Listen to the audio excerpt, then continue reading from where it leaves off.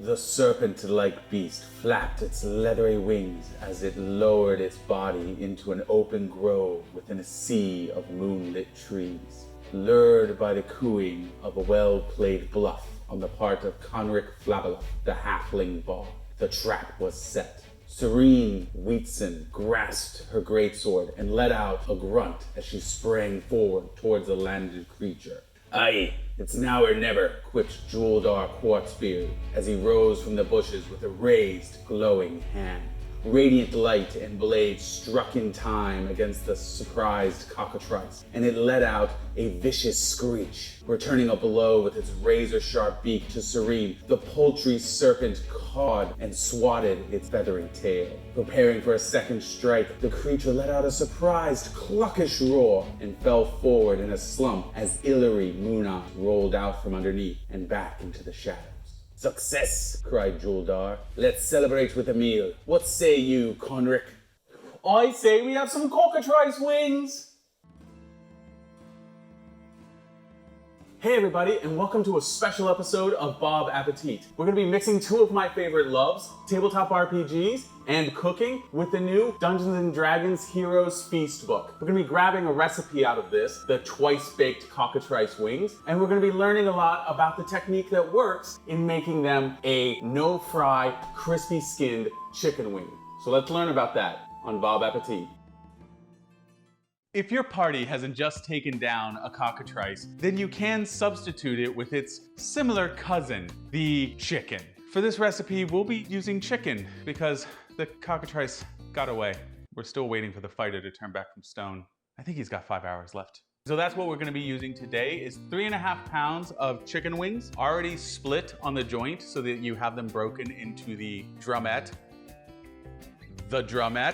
and the flat. So we're gonna take these, move them into a large mixing bowl. First thing you'll want to add is your 1 tablespoon of baking powder. You will wanna mix this extremely well, making sure to coat every wing with baking powder. It ain't gonna feel great, but you gotta do it. So why are we using baking powder here? Fun fact, baking powder has 2 key properties that are gonna help make us a crispy chicken wing skin without having to fry it. The first is that it has a natural demoisturizing property that's gonna help pull the moisture out of the skin. The natural alkaline in baking powder is going to help rise the pH balance, which will in turn force the skin to get nice and crispy and brown easier. Now that our baking powder is mixed in, we're gonna come in and add our 1.5 teaspoons of ground black pepper toasted and 1.5 teaspoons of salt, and just fully incorporate that again. Learn to love the chicken flesh.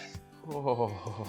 With our wings fully mixed with the seasonings, we're going to add them skin side up to a rack that's sitting on top of our baking sheet. And just to keep the mess a little bit cleaner, we put down a piece of tin foil. Following the recipe in the book, you put these on the rack and you go ahead and immediately bake them. However, if you wanted crispier wings, you could let your wings sit in the fridge for a couple of hours. This will help draw out more moisture and allow the skin to get crispier. You shouldn't leave them for longer than 5 to 8 hours. Otherwise, the wings will get too dry and then you're gonna end up with like a leathery, chewy wing. Now, when you're purchasing your chicken wings, you want to look out for it being air chilled. What this means is that instead of cooling it in a water bath, it was cooled by air. This is important because if it's cooled by a water bath, there's going to be a lot of excess moisture in the skin. If there's a lot of excess moisture, then you have to spend more time letting these things dry out. So after you add your baking powder mixture, you want to let it sit for no less than 8 hours if it is water bathed.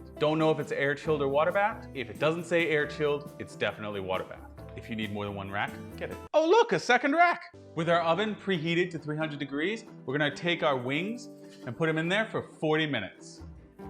These wings are gonna cook in 2 stages. First, for 40 minutes at 300 degrees, and second, for 40 minutes at 425 degrees. Now, the reason why we're cooking them in 2 stages is because we want the first stage to help the fat render out. If we were to cook it at a high heat very rapidly, the fat would render out as the skin is crisping, which would make them soggy and not really give you that nice dry crunch. So we render the fat out, which will help flavor the wing, and then we crisp the skin to tighten all that juice back in. All right. But now we wait. Maybe I'll go write my next adventure. It's been 40 minutes, so now we're going to raise the temperature up to 425 and let it cook for another 40 minutes. In the book, A Hero's Feast, we learn that the tabaxi love using 2.5 tablespoons of garam masala on their cockatrice wings. However, due to a very poor persuasion attempt on the tabaxi, we don't have access to garam masala. But our bard has assured us that he has a wonderful mixture that he can use instead.